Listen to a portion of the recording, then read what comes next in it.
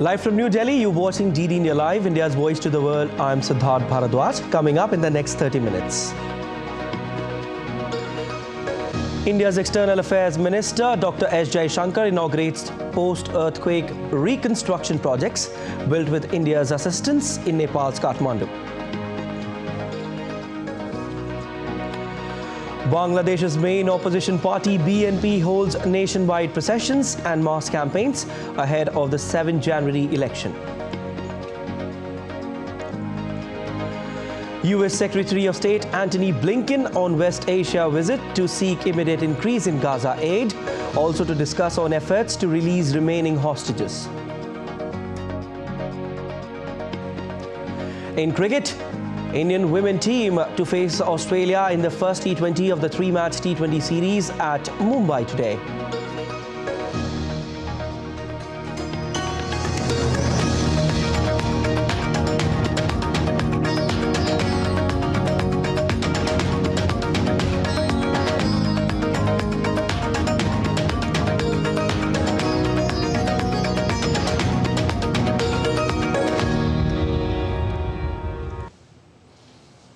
India's External Affairs Minister Dr. S. Jaishankar today inaugurated 59 post-earthquake reconstruction projects in the education, health and culture sectors, including the new building of the Tribhuvan University Central Library, which have been built with Government of India's grant assistance. 25 schools, 32 health facilities and a culture sector project was inaugurated on the occasion. On the first day of his 2-day visit to the Himalayan nation, Dr. Jaishankar on Thursday announced that the Indian government will provide a financial assistance package of approximately $75 million to Nepal to provide further support following the recent earthquake in Jajarkot. India's External Affairs Minister Dr. S. Jaishankar appreciated the partnership of both the governments. He said the other projects will be completed soon. We are very satisfied that the Government of India has funded a project for the construction of 50,000 houses that were completed in November 2021. I'm happy to know that today's handing over of 25 schools and the inauguration of this very prestigious library, all these 71 projects being undertaken with reconstruction grant in the education sector have been completed and handed over to the Government of Nepal. I deeply appreciate the partnership of the two governments and recognize the efforts of all the concerned agencies of the Government of Nepal in this regard. I hope that other projects will also be completed soon and put to use at the earliest. Enhancing religious and cultural ties with Nepal, India's External Affairs Minister Dr. S. Jaishankar visited Pashupatinath Temple in Kathmandu on Friday morning. Dr. Jaishankar offered prayers at the revered temple. The minister later on a social media post said, "Blessed to visit the Pashupatinath Temple today morning, prayed for the well-being of our two people as India-Nepal ties." He also planted Rudraksh saplings to support mission life and encourage putting India's efforts into preventing damage from climate change. Dr. Jaishankar is on a 2-day visit to the Himalayan Republic.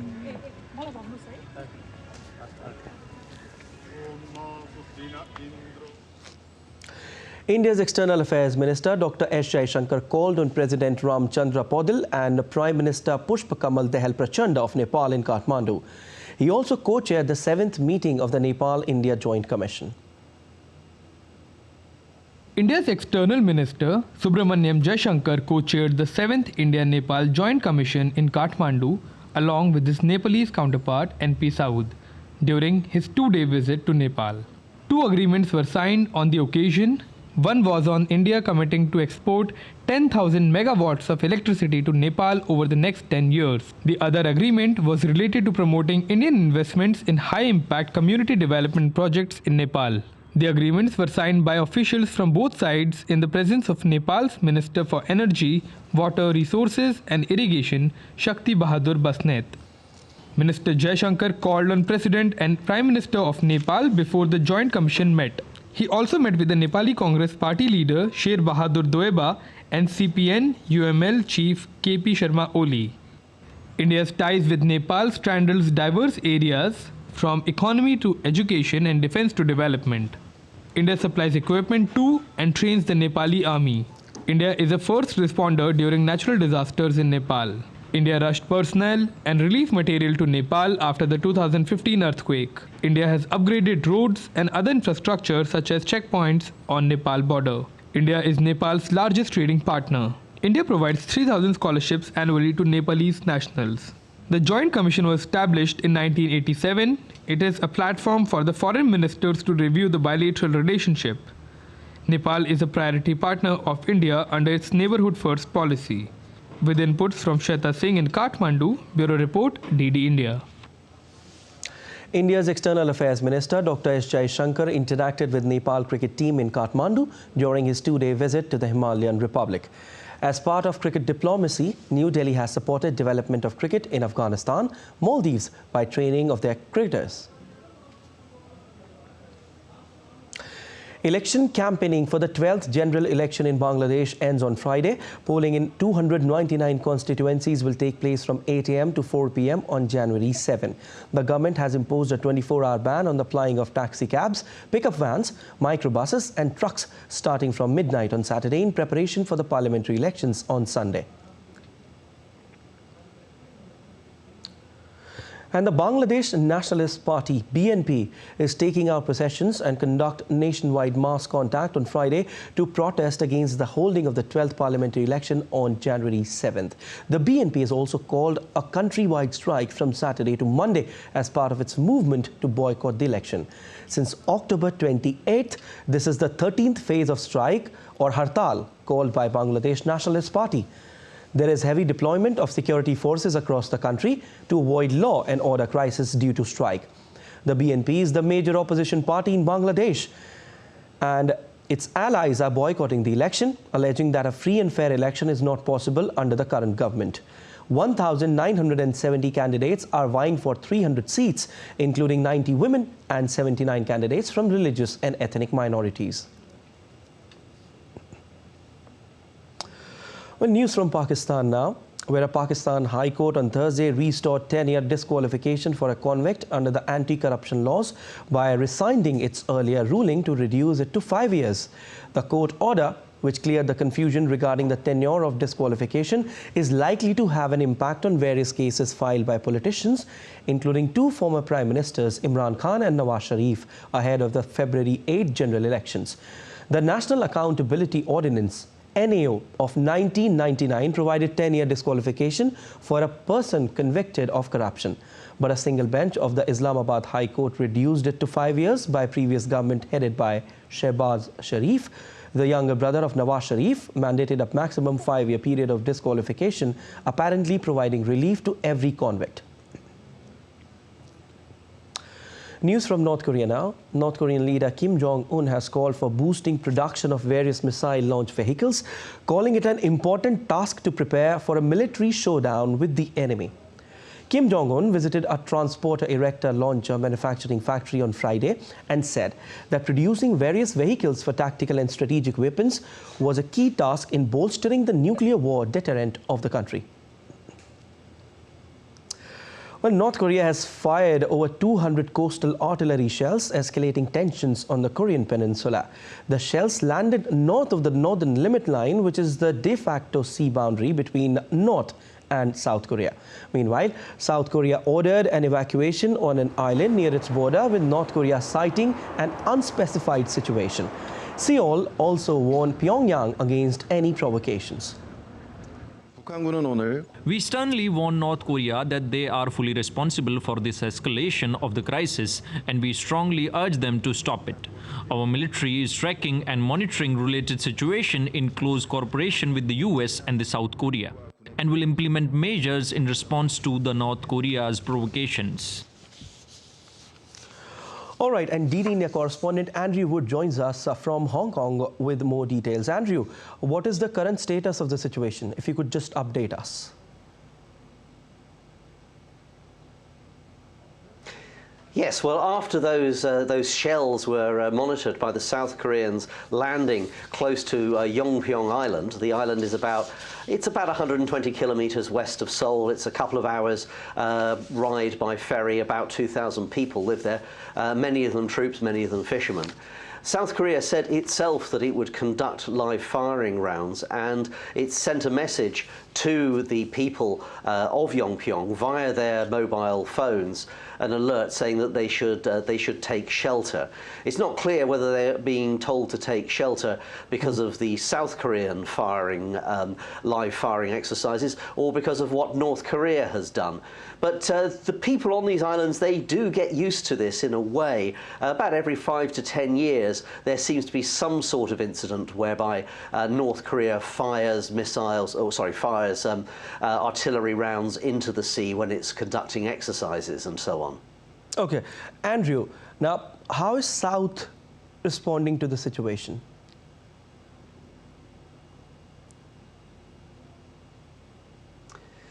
Well, I think the South Koreans have sent an angry message to North Korea.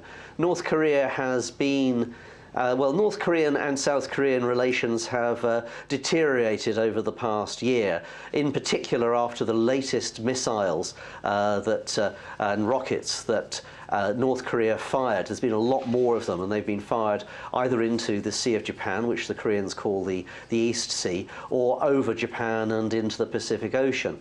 And both sides have suspended an agreement that they'd made to try to, well, reduce tensions on the border by saying that they wouldn't they wouldn't carry out exercises near to the border. But now both sides, as I say, have ended that agreement, and there's a lot more troops close to the DMZ, the demilitarized zone that separates the two Koreas. Okay, Andrew, you just said that the relations between the two countries, North Korea and South Korea, deteriorated from last year. Can you just tell us some specific key reasons why the relations between the two countries deteriorated? Well, it's because, I think a lot because of these missile tests. Now, North Korea is sanctioned by the United Nations, especially the United Nations Security Council. It's not supposed to have nuclear weapons. It's not supposed to develop nuclear weapons, and also it's not supposed to have a space program as well. Now, you may remember a few months ago, North Korea said it had launched a spy satellite successfully. Again, that's breaking United Nations Security Council resolutions. But the North Koreans say, look, we're a sovereign country. We have the right to explore space if we want to. We have the right to defend ourselves if they want to. I mean, North Korea hasn't actually tested any nuclear devices for a while now, but that might be the next development, that North Korea perhaps might explode a nuclear device well underground as part of its testing program. The more it tests parts of its missiles and its nuclear weapons, the more reliable they could be. All right, thank you so much, Andrew, for all those details. And Japan will work with the US military to intensify the earthquake relief operations. The deadly earthquake that took place on Monday have already claimed the lives of 84 people so far. Rescuers have pressed on in search for survivors as 3-day survival window ended on Thursday afternoon. According to emergency responders, survival rates drop off 72 hours after a quake. As per the authorities, 156 people have been rescued so far, but at least 179 others remain unaccounted for. Staff at Tokyo's Haneda Airport have started to remove the charred wreckage of Japan Airlines plane from a runway after the deadly collision that took place earlier this week. Investigations to determine the cause of the incident are underway as the United States will prove its assistance to Japan in reading of airplane recorders. According to National Transportation Safety Board Chair Jennifer Homendi, Japan had sought assistance with the Honeywell-manufactured recorders. But it is unclear if the recorders will be brought to Washington for analysis or if NTSB personnel will travel to Japan to offer support. News from United States now. U.S. Secretary of State Antony Blinken is visiting West Asia on a week-long tour. This is his 4th visit since the Israel-Hamas conflict.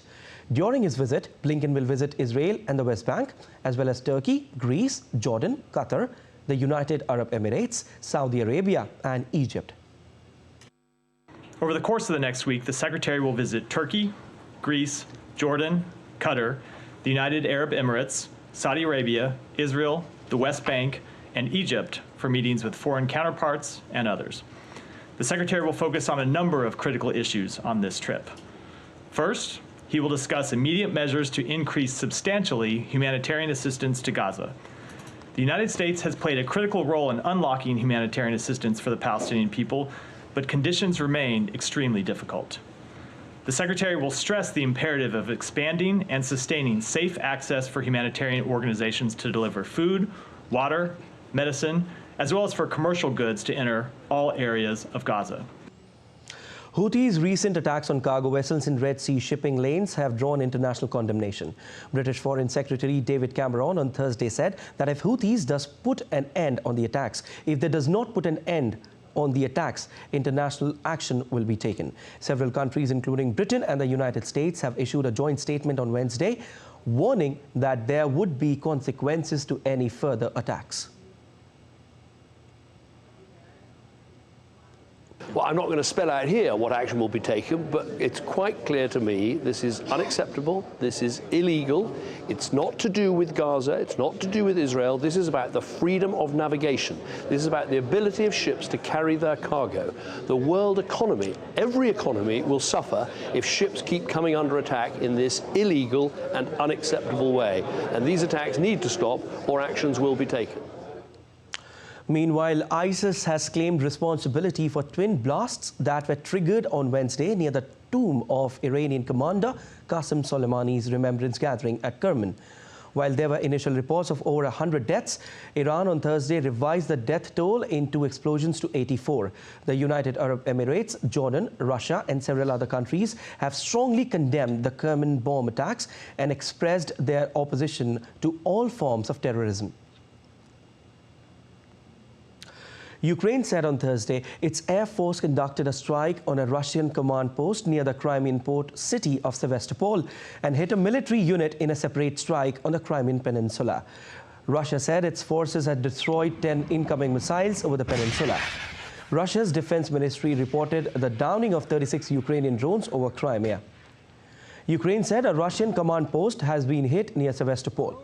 Ukraine has stepped up its attacks on the Crimean Peninsula, which was seized and annexed by Moscow in 2014, seeking to destroy Russian military capabilities and force its fleet to pull back from the Black Sea.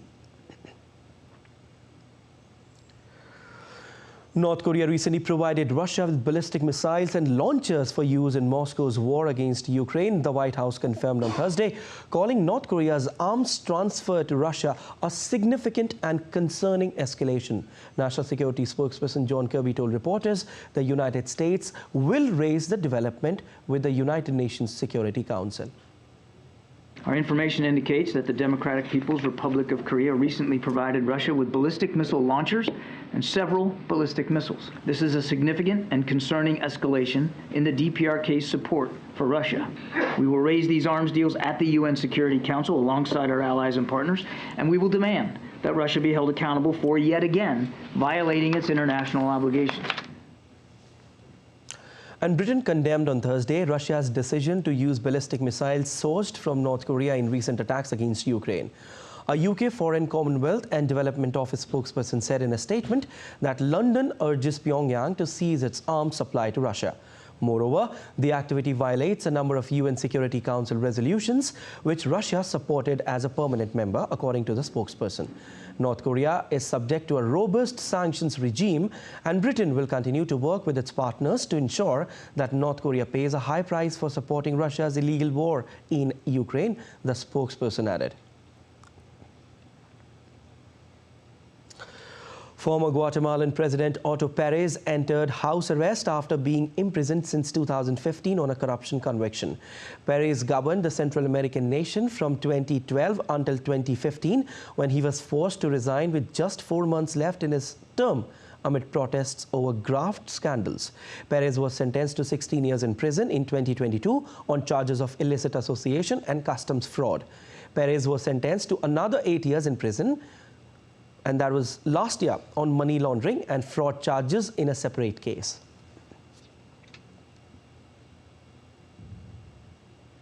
And still to come on this edition of DD India Live.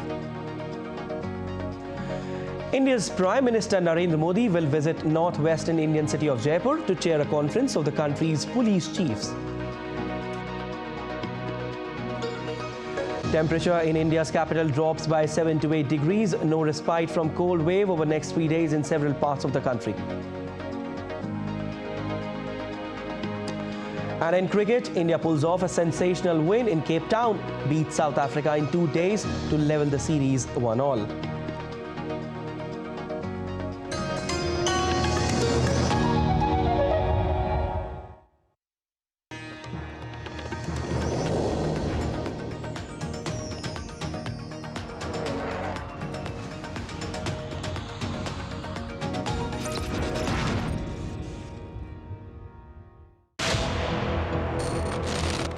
Why is China usurping Bhutanese land?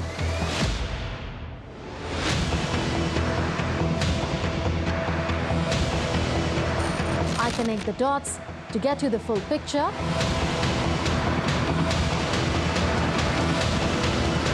Watch Connecting the Dots every Friday at 8 p.m. IST on DD India.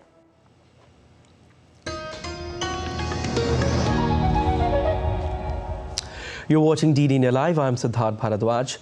And now India's Prime Minister Narendra Modi will be on a 3-day visit to Pink City, Jaipur in the northwestern state of Rajasthan from Friday for a conference of Directors General and Inspectors General of Police. The Prime Minister will also meet with lawmakers of the ruling BJP and other party members. DD India's Vishal Barrister reports from Jaipur. The capital city of the Indian state of Rajasthan is all set for the big occasion. During his 3-day visit to Jaipur, Prime Minister Narendra Modi would first address the ruling party BJP's lawmakers and office bearers from Rajasthan. The meeting holds significance in view of the upcoming national parliamentary elections. The BJP wrested the reins of the state from its rival Congress in the recently held state polls. Modi ji Rajasthan आ रहे हैं और जयपुर आ रहे हैं। इसकी तैयारियां Bharatiya Janata party के कार्यकर्ता पूरे शहर को स्वच्छ बनाने के लिए, सुंदर बनाने के लिए, सजाने के लिए सभी अपनी अपनी जिम्मेदारियों के साथ काम में लगे हैं। और आप देख रहे हैं कि किस प्रकार का जोश और उत्साह पूरे राजस्थान के और जयपुर के कार्यकर्ताओं में। On the second day of his visit, the PM will attend the All India Conference of Director Generals / Inspector Generals of Police at the Rajasthan International Centre. India's Home Minister and National Security Advisor will also be participating in the deliberations. Rajasthan International Centre here in Jaipur is all prepared for the All India DGs and IGs conference. Prime Minister Narendra Modi would be attending this 3-day conference. Artificial intelligence, cyber security and counter-terrorism are some of the issues that would be discussed in this conference. Security has been tightened throughout the city in view of the high-level meeting. The conference is the culmination of extensive deliberations involving police and intelligence officers from the district to the national levels on identified themes. Vishal Barrister's report, Jaipur, DD India. The Viksit Bharat Sankalp Yatra is being undertaken across India with the aim to inform people about the government welfare measures by ensuring that their benefits reach the targeted beneficiaries in a time-bound manner. The Yatra has arrived in Gonda in the northern Indian state of Uttar Pradesh. The local communities responded to it with great enthusiasm and active engagement. On this occasion, several beneficiaries shared their progressive stories under the segment Meri Kahani, Meri Zubani.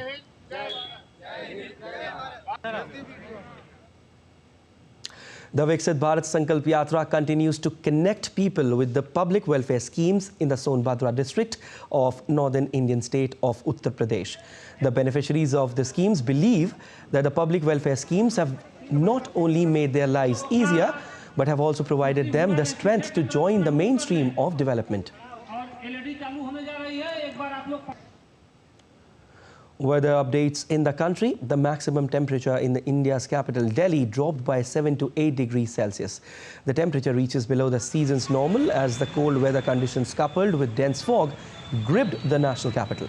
Besides, most parts of northern India, including Madhya Pradesh, Uttar Pradesh and Haryana, may see no respite from the cold wave over the next 3 days. According to the India Meteorological Department, dense fog and cold wave conditions to continue at some places in the plains of northwest India and eastern India for the next 2 days. Well, let's take a look at other stories making news today. The pink city of India, Jaipur, in Indian state of Rajasthan, is all decked up ahead of Prime Minister Narendra Modi and Union Home Minister Amit Shah's visit to the city to participate in the 58th DGP-IGP National Conference. The 3-day conference will be held at Rajasthan International Centre in city's Jalana institutional area. The Vice President of India, Jagdeep Dhankar, inaugurates the NCC Republic Day Camp 2024 in New Delhi on 7th of January. On the occasion, a contingent of NCC cadets drawn from all the 3 wings, namely Army, Navy and Air Force, presented a guard of honour to the Vice President. The Vice President also inspected the parade. Indian security forces carried out the Republic Day parade rehearsals amid dense fog and chill winters in the Indian capital, Delhi. The 75th Republic Day parade of India is slated to take place on January 26, which will be marked by a visit from French President Emmanuel Macron as their chief guest.